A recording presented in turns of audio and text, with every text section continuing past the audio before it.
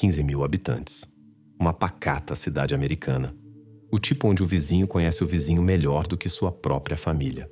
Um lugar onde as ruas ficam quase vazias à noite e a notícia do desaparecimento de alguém soa estranha demais para acreditar de primeira. Quando em 24 de setembro de 2018 os pais de Emma perceberam que sua filha não havia voltado da escola, primeiro veio o silêncio. A cidade, acostumada com um ritmo tranquilo, parecia ter prendido a respiração. Às 8h30 da noite, sem notícias de Emma, seu pai, Richard, foi o primeiro a ligar para a delegacia local. A voz do homem era calma, confiante, mas muito uniforme, muito contida, como se um medo já tivesse se instalado dentro dele, um medo que ele não queria mostrar aos outros. Ou talvez não pudesse. As primeiras horas foram gastas com verificações, escola, quintais vizinhos, amigos da família. Nenhum sinal. Alguém lembrou ter visto Emma na faixa de pedestres. Outro a viu virando na rua em direção à sua casa. Tudo parecia lógico, mas as pontas não se conectavam. O trajeto onde a viram era curto demais para simplesmente desaparecer sem deixar rastros. Na manhã seguinte, a cidade já estava diferente. Quando por volta das 11 horas da manhã os policiais encontraram o que procuravam, a atmosfera na cidadezinha mudou completa e irreversivelmente. Emma foi encontrada em uma área de bosque, a aproximadamente 1 quilômetro da rua residencial mais próxima. Alguém tinha se esforçado para escondê-la de olhares estranhos, cuidadosamente coberta com folhas caídas e galhos quebrados por cima. Até a mochila escolar de Emma estava arrumada ao seu lado, como se alguém tivesse tentado manter ao menos uma aparência de ordem no meio do caos. O perito forense no local constatou que a morte tinha ocorrido algumas horas antes do descobrimento. Nenhuma arma foi encontrada. As marcas no pescoço falavam por si. Estrangulamento. Mas o que era estranho? Nenhum sinal de luta, nenhuma tentativa de fugir ou pedir ajuda. Emma claramente conhecia quem a levou ali, confiava tanto que não sentiu perigo até o último momento. A primeira pergunta que os investigadores se fizeram: quem, entre os próximos dela, poderia tê-la feito baixar tanto a guarda? A polícia iniciou imediatamente uma busca porta a porta. Uma testemunha, uma senhora idosa do quarteirão vizinho, lembrou que à tarde, por volta das 6, quando passeava com seu cachorro, havia um carro cinza perto da estrada que levava à área de bosque. O carro parecia familiar, mas a mulher não lembrava da placa, atribuindo isso ao fato de que em seu lugar tranquilo, carros estranhos geralmente não ficam por muito tempo. Seu depoimento foi confirmado por um residente local, o fazendeiro Jack Lawson. Ele contou que à tarde viu o mesmo carro cinza, mas não deu importância. O carro ficou pouco tempo, partiu rapidamente. Nem mesmo desligou o motor. Os investigadores fizeram uma anotação: carro cinza, e começaram a verificar todos que poderiam corresponder a essa descrição. Jason Lee, 27 anos, que trabalhava como zelador na escola de Emma, foi o primeiro suspeito. Nada sério, mas havia pequenas infrações em sua biografia. Ele já tinha histórico com a polícia por brigas de menor importância e vandalismo. Além disso, Jason dirigia exatamente um carro cinza, um velho Ford, que era regularmente visto perto da escola e nas ruas vizinhas. Durante o primeiro interrogatório, Jason parecia visivelmente nervoso. Ele não tinha um álibi convincente para a noite do desaparecimento de Emma. Disse que bebeu depois do turno e dirigiu sem rumo pelos arredores. Seu testemunho era confuso. A versão soava estranha. Ele parecia estar tentando esconder algo, mas não conseguia explicar exatamente o que. Outro candidato apareceu quase imediatamente. Thomas Kennedy, mais conhecido simplesmente como Tom, um aposentado solitário que morava literalmente do outro lado da rua da família de Emma. Tom viveu aqui toda a sua vida, e os vizinhos estavam acostumados com seu estilo de vida quieto e um pouco recluso. No entanto, após o desaparecimento de Emma, as pessoas lembraram dele de uma forma diferente. Alguns começaram a notar que ele passava muito tempo sentado na varanda observando as crianças locais brincando no pátio. A polícia lhe fez uma visita e, após um breve interrogatório, saiu com a sensação de que Tom estava tão nervoso quanto Jason, embora se mantivesse mais calmo. Ele garantiu que passou a noite toda em casa assistindo televisão, mas ninguém poderia confirmar. Tom morava sozinho. Quando perguntado sobre por que os vizinhos o viram na rua por volta das 7 da noite, ele disse que só saiu para verificar o correio. Era impossível verificar isso, o que significava que ainda havia motivo para dúvidas. Em meio às primeiras suspeitas, a polícia decidiu deter Jason Lee para uma conversa mais detalhada. Seu carro foi examinado na tentativa de encontrar quaisquer pistas que o ligassem ao incidente. O próprio Jason estava confuso, nervoso, mas categoricamente negava qualquer envolvimento no ocorrido. A verificação de suas roupas e mãos não revelou nada significativo, exceto alguns arranhões que ele explicou como resultado de seu trabalho. O carro de Jason estava vazio. Nada em comum. Parecia que a suspeita estava gradualmente se esgotando. No final do dia, o perito criminal fez uma descoberta importante que mudou instantaneamente todo o curso da investigação. Na palma da mão de Emma, ele encontrou um pequeno chaveiro com a imagem de um anjo e o nome da igreja local. Esses chaveiros eram dados exclusivamente às crianças durante o serviço dominical. A família de Emma raramente frequentava a igreja, mas o chaveiro estava em sua mão por algum motivo. A perícia imediatamente mostrou que havia DNA estranho no chaveiro. Não pertencia nem a Jason, nem a ninguém da família de Emma. Isso significava apenas uma coisa. O círculo de suspeitos incluía alguém em quem a polícia ainda não havia pensado. Mas o principal mistério estava em outra coisa. O chaveiro significava que nos últimos minutos de sua vida, Emma não estava apenas a sós com alguém que conhecia. Ela estava com alguém em quem confiava completamente. Alguém que não levantava suspeitas em ninguém. Pelo menos não ainda. Com a descoberta do chaveiro, toda a dinâmica da investigação mudou drasticamente. Até aquele momento, as buscas seguiam um esquema padrão. Vizinhança, pessoas suspeitas, coincidências óbvias.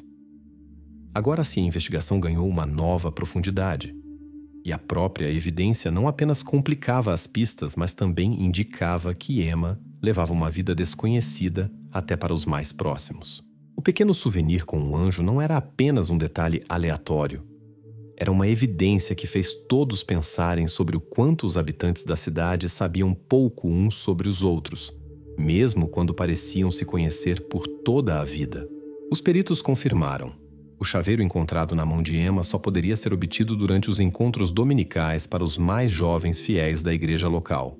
Para na investigação, essa descoberta significava que Emma frequentava um lugar onde sua família raramente ia, e mesmo assim apenas nos dias de grandes festividades. Os policiais foram imediatamente conversar com os pais de Emma, Richard e Caroline. O casal parecia confuso. Nenhum deles sequer imaginava que Emma pudesse ir a algum lugar sem o seu conhecimento, especialmente à igreja. Na família nunca houve tradições religiosas rigorosas, e se Emma quisesse ir a algum serviço ou evento, certamente teria dito à sua mãe. Mas Caroline apenas balançou a cabeça, repetindo: "Isso não pode ser verdade." No entanto, o fato permanecia. O chaveiro estava com Emma, e isso exigia uma explicação. Os investigadores decidiram seguir um caminho diferente. Eles foram à escola para conversar com os colegas de classe e descobrir se alguém poderia ter convidado Emma a visitar a paróquia. Na escola, rapidamente descobriram que algumas colegas de Emma realmente frequentavam as reuniões dominicais na igreja local. Várias meninas logo confirmaram que Emma tinha se juntado a elas algumas vezes, mas sempre pedia que não contassem a ninguém. Ela parecia querer que suas idas permanecessem em segredo dos pais. Quando uma das amigas perguntou por que ela escondia isso, Emma apenas sorriu e disse que sua mãe poderia ficar brava se soubesse. Essas palavras foram inesperadas até mesmo para os próprios pais. Richard e Caroline apenas se entreolharam, sem entender por que sua filha poderia temer tal confissão inocente.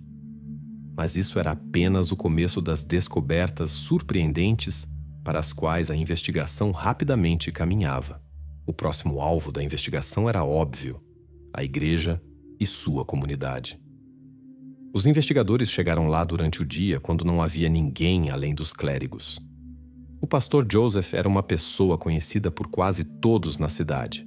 Jovem, apenas 33 anos, aberto e sorridente, com uma voz suave e cativante, ele rapidamente se tornou um centro de atração para os moradores locais, Especialmente era amado pelos mais jovens, graças ao seu carisma e habilidade de sempre encontrar as palavras certas. Quando os detetives perguntaram a Joseph sobre Emma, ele primeiro ficou surpreso, como se estivesse ouvindo esse nome pela primeira vez. No entanto, 1 minuto depois ele se lembrou dela, descrevendo-a como uma criança quieta e tímida que apareceu na igreja algumas vezes na companhia de outras crianças. O pastor ficou surpreso que Emma escondia essas visitas dos pais e garantiu que, se soubesse disso antes, certamente teria conversado com a família. Mas ninguém lhe disse nada. Então ele também ficou em silêncio. O pastor Joseph descreveu a noite do desaparecimento de Emma sem hesitação. Ele estava em uma cidade vizinha em assuntos da igreja, encontrando-se com representantes de outra comunidade, e retornou tarde da noite. Quando perguntado se alguém poderia confirmar isso, Joseph respondeu calmamente e sem mudar de expressão, explicando que câmeras na estrada e nos postos de gasolina certamente registraram sua viagem.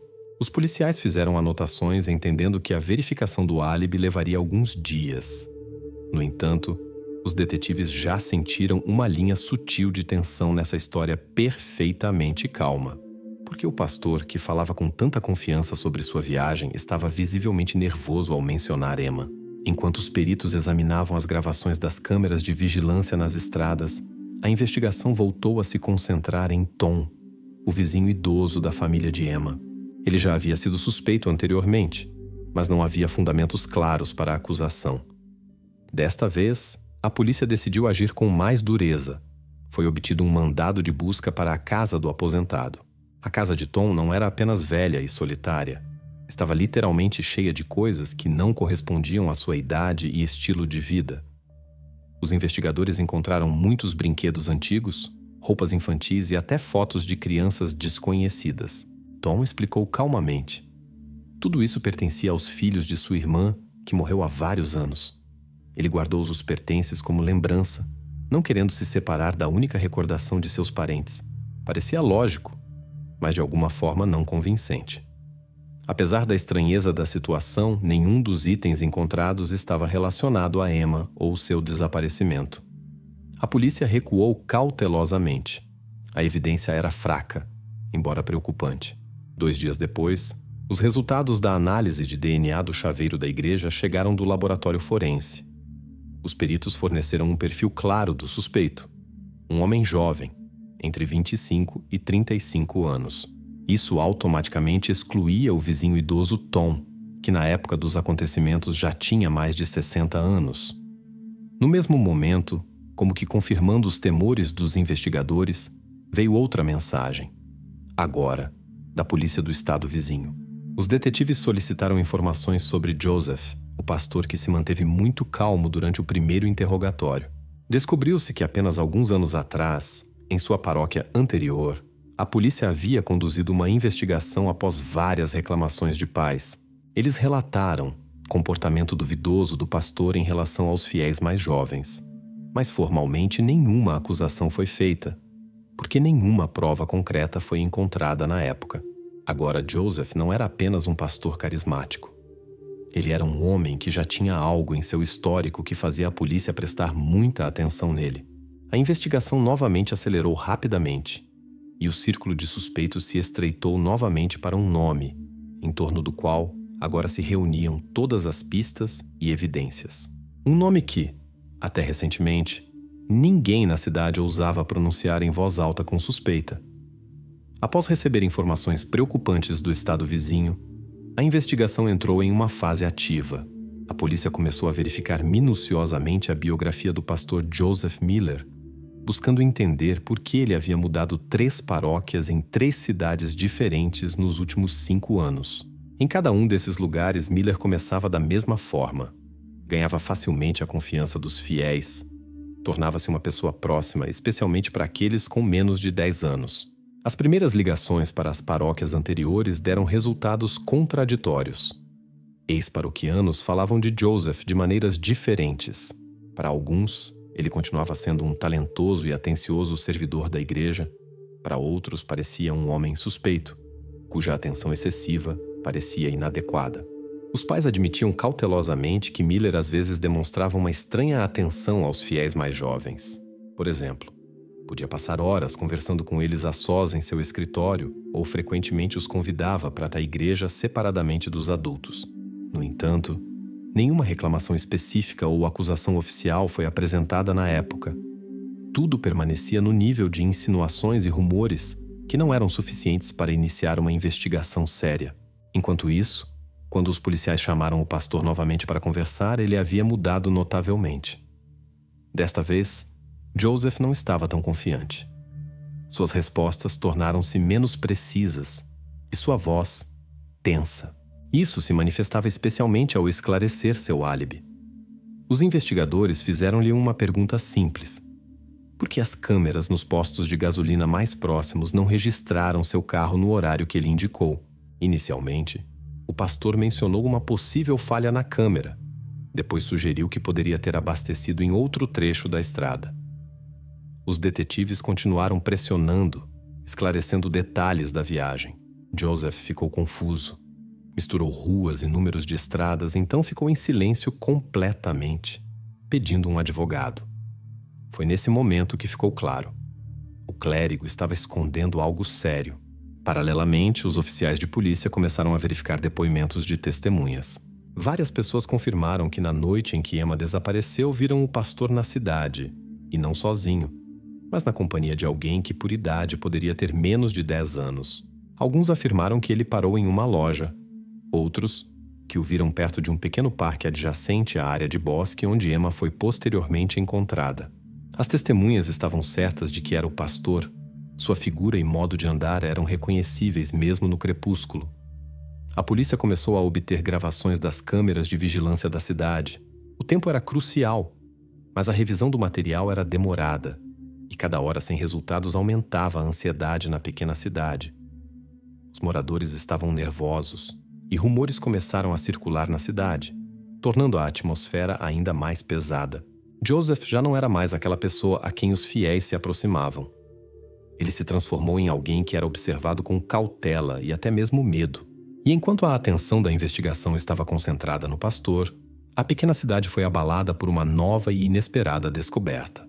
Em uma garagem abandonada nos arredores, encontraram o Ford cinza de Jason Lee, o jovem zelador da escola que havia sido ativamente suspeito nos primeiros dias da investigação.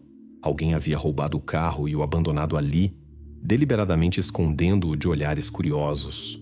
Quando os policiais abriram a porta do veículo, uma surpresa inesperada e assustadora os aguardava. O banco traseiro estava coberto de objetos infantis, brinquedos antigos, pequenos vestidos, camisetas e até mesmo um par de sapatos. Nada do que foi encontrado pertencia a Emma, mas o simples fato de tais itens estarem no carro de um jovem que já havia tido problemas com a lei parecia extremamente suspeito. Jason foi detido novamente e chamado para um interrogatório urgente.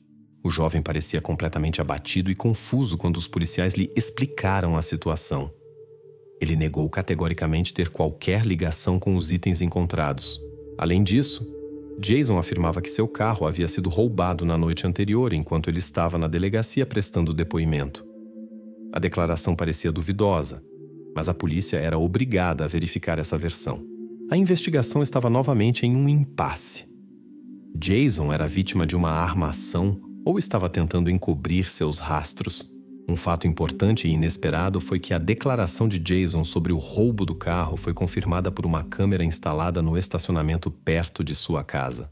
A gravação registrou claramente um homem desconhecido escondendo cuidadosamente o rosto sob um capuz, arrombando o carro, dando partida e partindo rapidamente.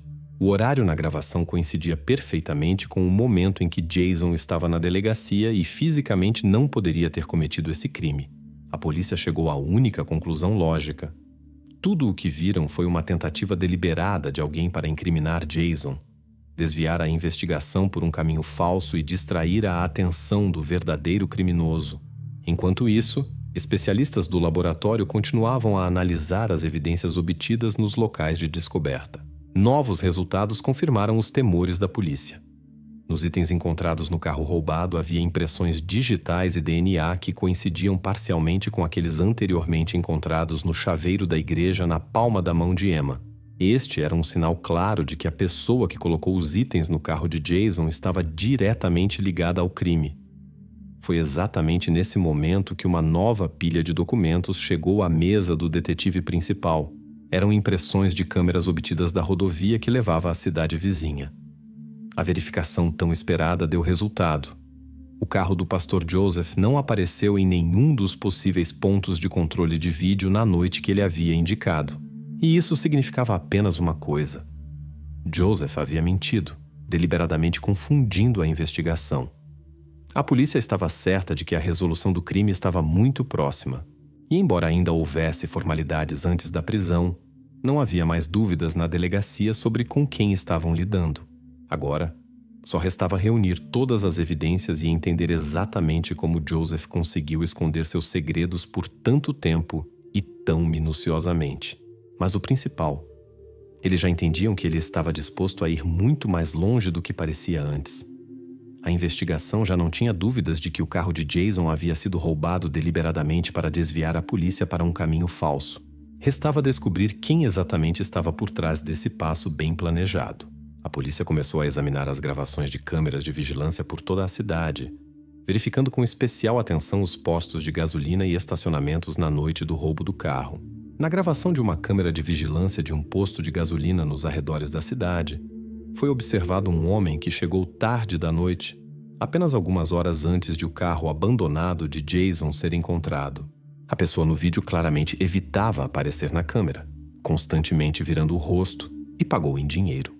Mas os policiais estudaram cuidadosamente a gravação várias vezes, prestando atenção a todos os detalhes: o modo de andar, os gestos, as roupas. Quando uma cópia do vídeo foi mostrada ao funcionário do posto, ele assistiu atentamente à gravação e imediatamente afirmou com confiança que reconhecia aquele homem. Apesar do rosto escondido, ele notou imediatamente a voz e os gestos característicos do cliente. Quase não havia dúvidas.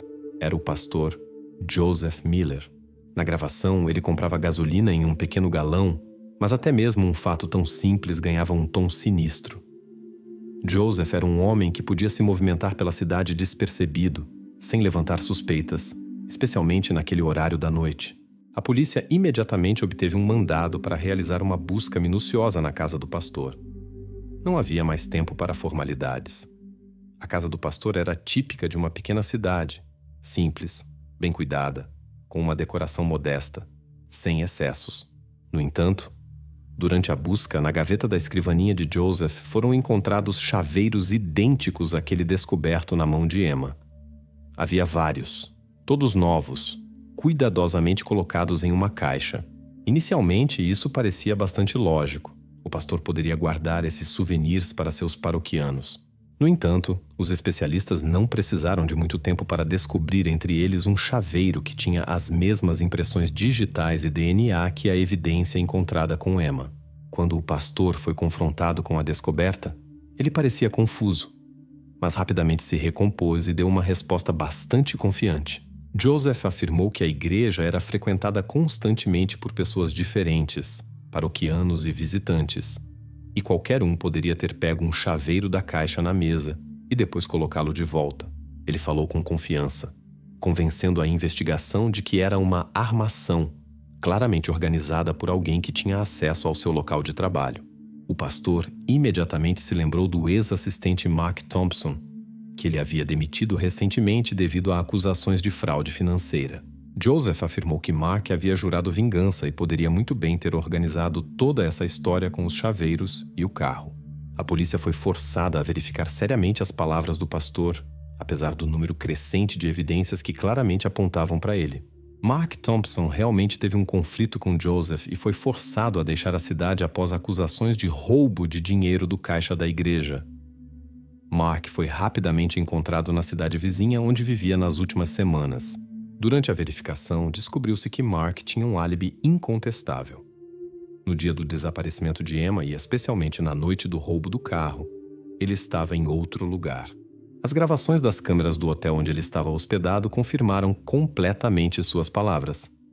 Thompson não saiu dos limites da cidade vizinha por vários dias.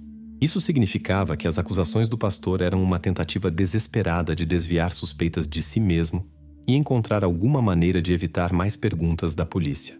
Quando a investigação informou Joseph sobre os resultados da verificação do álibi de Mark, o pastor estava visivelmente nervoso. Ele começou a se confundir, dando explicações cada vez mais inconsistentes, e logo ficou completamente em silêncio, recusando-se a comentar.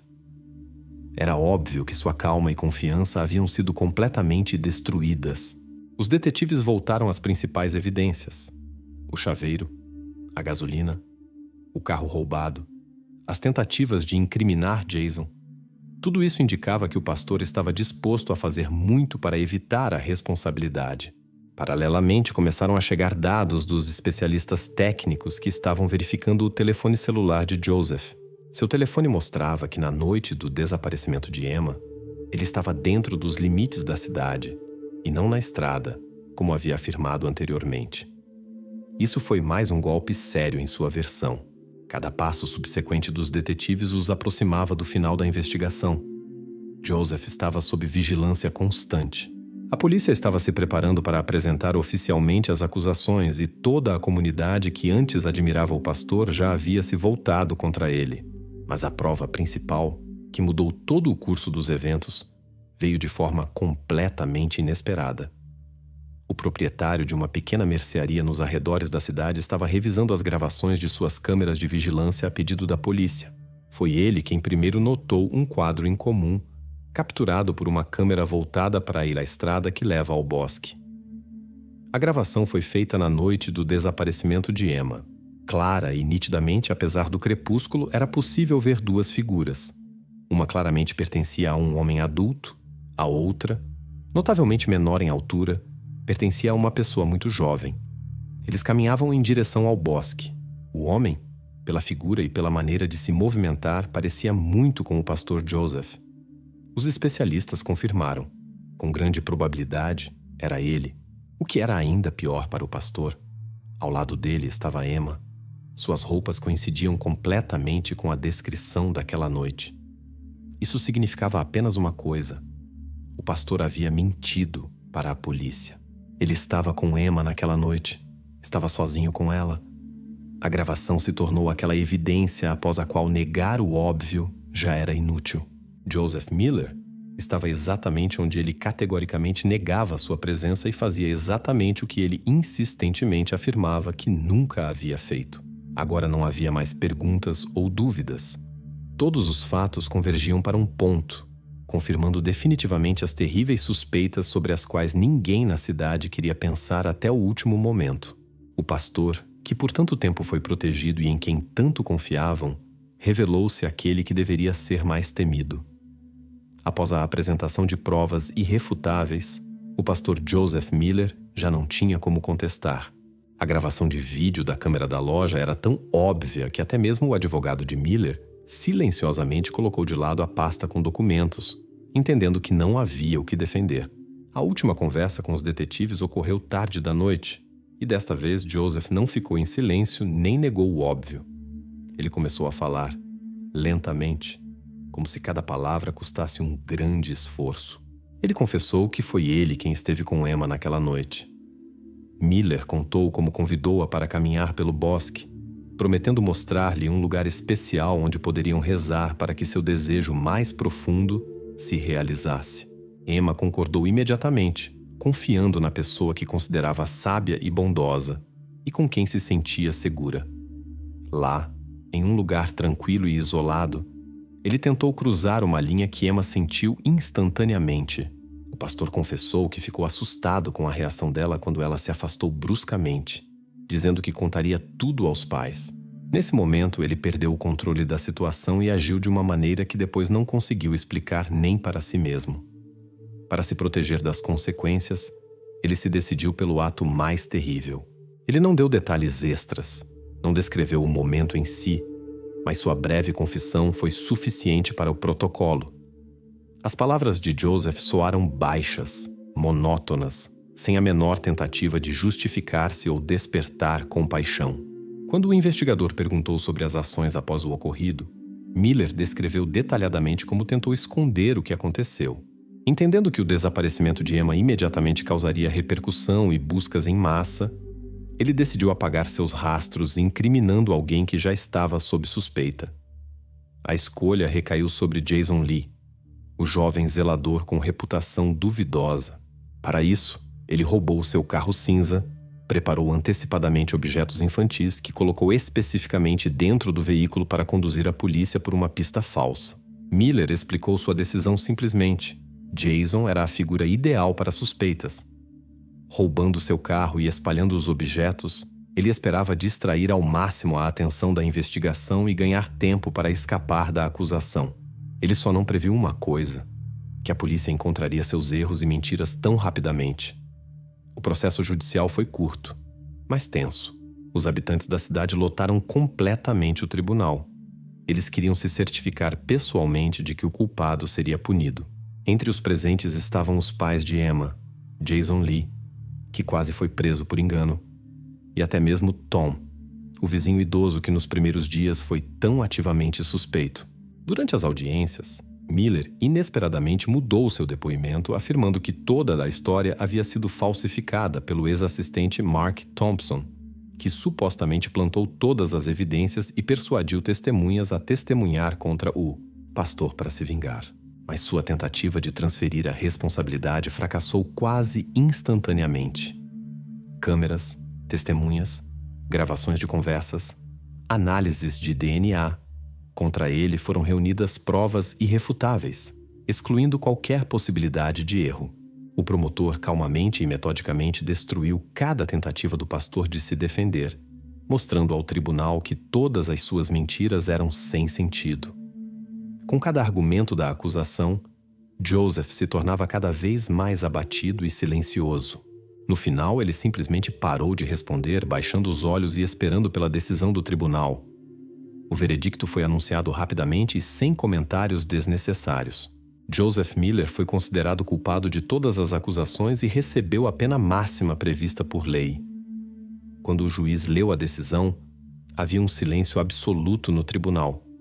Ninguém pronunciou uma palavra ou fez um som. As pessoas olhavam para o pastor quando ele era levado da sala algemado, tentando entender como uma pessoa que eles conheciam e amavam poderia esconder dentro de si tal maldade. Logo após o julgamento, a família de Emma deixou a cidade. Eles não queriam permanecer onde cada canto das ruas lhes lembrava o que aconteceu com sua filha. Jason Lee recebeu desculpas oficiais da polícia, mas preferiu não voltar ao seu emprego anterior, decidindo se mudar para onde ninguém conhecesse sua história. O vizinho idoso Tom continuou a viver em sua rua, mas começou a sair menos na varanda. Agora ele preferia ficar em casa, tentando evitar quaisquer olhares e conversas desnecessárias. Logo após a sentença, o silêncio voltou a reinar na cidade. As pessoas tentavam não discutir o que aconteceu, como se isso pudesse apagar as memórias da tragédia. Mas era impossível fingir que nada havia acontecido. Os moradores começaram a ser mais cautelosos uns com os outros, prestando atenção especial às novas pessoas que apareciam em seu pequeno mundo.